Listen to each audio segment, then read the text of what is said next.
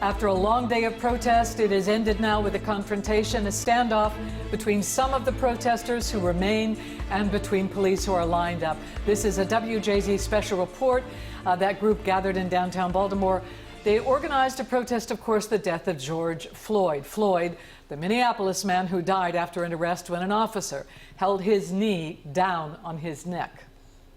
All right, and today is being called a national protest to demand justice. The group organizing this protest is called the National Alliance Against Racist and Political Repression. Let's go now to Mike Helger now, WJZ investigator, with the latest with what he's had throughout the day. Mike.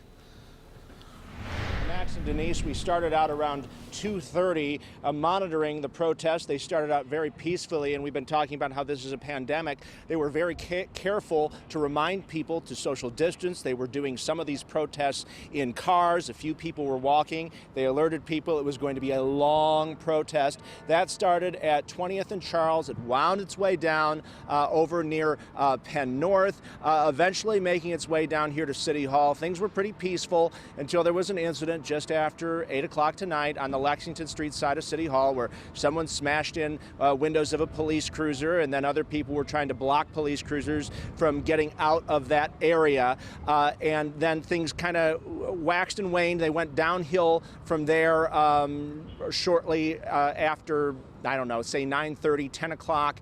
And the demonstrators surrounded our car, demanded that we move, so we moved over here next to police headquarters where there is a large police presence, but Fayette Street is just behind me, and they had moved people out into the street there on Fayette Street.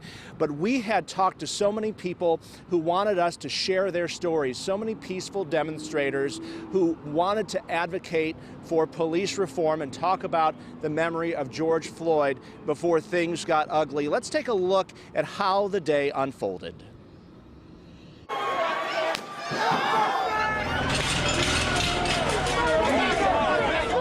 Chaos outside Baltimore City Hall. A bottle thrown at officers in riot gear who tried to clear out the crowd.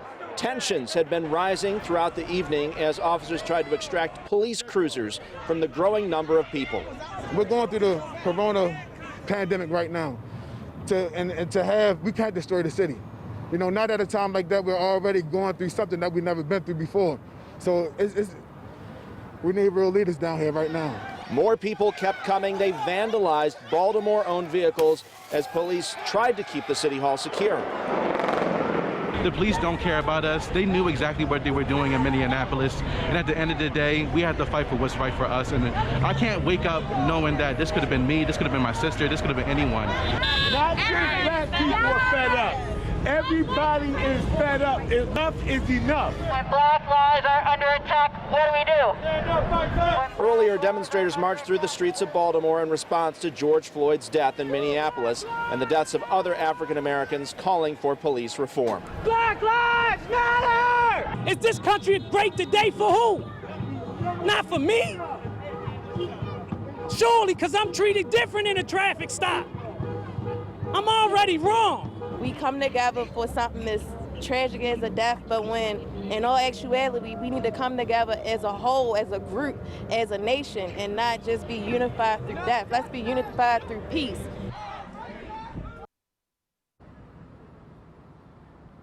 All right, let's take a live look at Chopper 13. And what we have noticed in, say, the past 15, 20 minutes is that police had cleared out people from that plaza directly in front of City Hall, and then they were over on Fayette Street at Holiday Street in the middle of the street, and there were significantly fewer people for a while there when these protests converged in that area.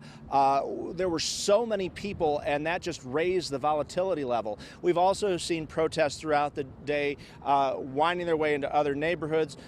Peaceful from what I hear in Harbor East, Fells Point, other parts of Baltimore City. But so many of us remember the unrest more than 5 years ago and how painful that was for Baltimore.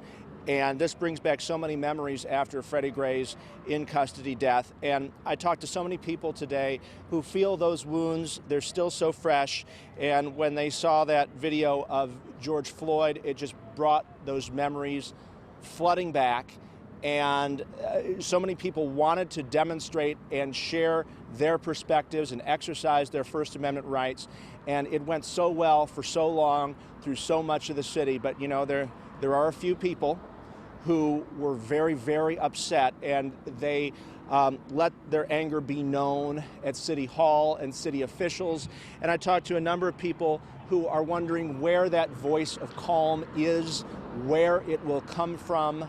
You know, I'd mentioned a little while ago the late Elijah Cummings and how he was such a calming presence at Penn North more than 5 years ago on the street. And, you know, he had his bullhorn, and people respected him, and he was that voice of calm, and people want that again.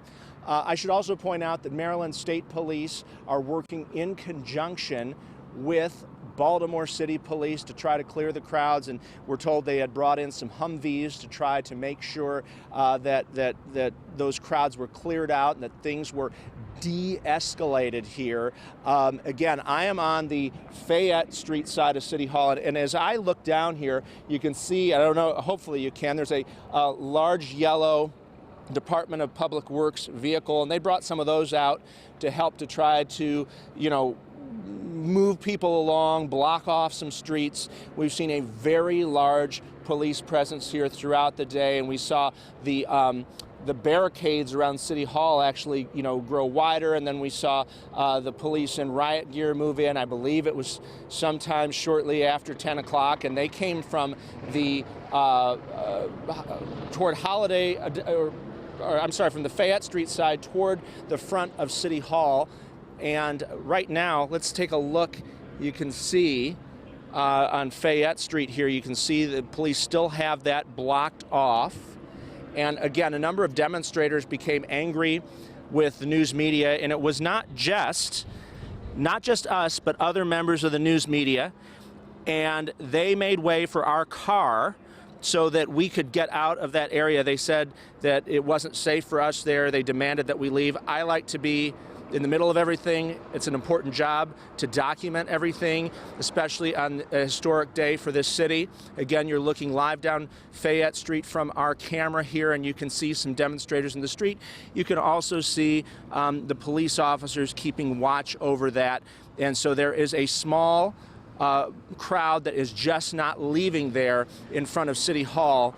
And, you know, we've been keeping an eye on it throughout the evening. But again, for so many people, it brings back painful memories of the unrest more than 5 years ago, and how things really, according to a lot of people, haven't changed that much.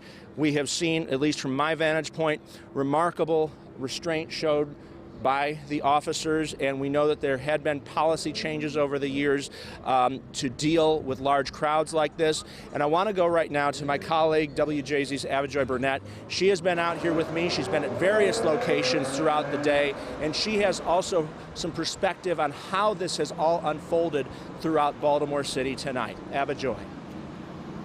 Well, hey there, Mike. Well, earlier today, my photographer, Lance Thomas, and I, we started out on the border of East and West Baltimore, right north near Charles, and that was a more on-the-ground protest that was going on, about 60 or so people, mostly peaceful. We were there for at least 2 hours, no arrests. The cops stayed off on the side. When everyone left, that's when the officers came in and asked the few people who were left there to just kind of clear the roadway. And it was really peaceful, no big deal there. So we decided to move throughout the city to see what things were looking like at other locations. We went over to Penn North. We saw a mobile command unit there. There were folks there going about their normal business. It was later in the evening. Still no activity, but really things started to shift. We wanted to show you some of the chopper video that we have from this. Things started to shift once we started to come downtown. I must let you know, once we were maybe about 2 or 3 blocks away from City Hall, We came up on a police barricade and they saw that we were members of the media, so they let us through. But before they let us through, the officer looked us dead in the eyes and said, "Be careful when you go down there." You could tell that there was a sense of urgency. And this was definitely a switch from what we were used to covering from earlier in the day, where things were mostly peaceful. And I kid you not, as we started to drive towards City Hall, we could hear the noise from the folks that were at City Hall. You could just, it was palpable. Even though we were a few blocks away, you could feel it and you could hear it. And at first, I didn't believe what I was hearing. So I looked over to my photographer just to double check with him, you know, to make sure. And once we got up on the scene, we realized what was happening. We want to show you a piece of video here from a news crew. We believe this crew is being chased from City Hall. You heard Mike talk about them being in the thick of it right there at City Hall, and then they were asked to leave that area. We have some video now of another crew being asked to leave that area at City Hall, and it was all caught in video. So this shows you that things were changing in the midst of, you know, everything that was happening today, really changing from peaceful protests to people being more agitated, things getting, you know, just a little bit more tense. And we saw what appeared to be smoke right in front of City Hall, where I don't know personally if this was a police department trying to get people to disperse from this area. So it just kind of goes back to the point that we were all trying to make today. All of the protests were really relatively peaceful. I personally saw no arrests. I saw no one really get agitated at others. Over at North and Charles, some of these protesters were actually in the streets, and the drivers, they weren't even upset about this. They understood that people needed to get their emotions out about the situation that really has gripped the entire country. But as daytime changed over to nighttime, that's when we started to see things change, especially here at City Hall.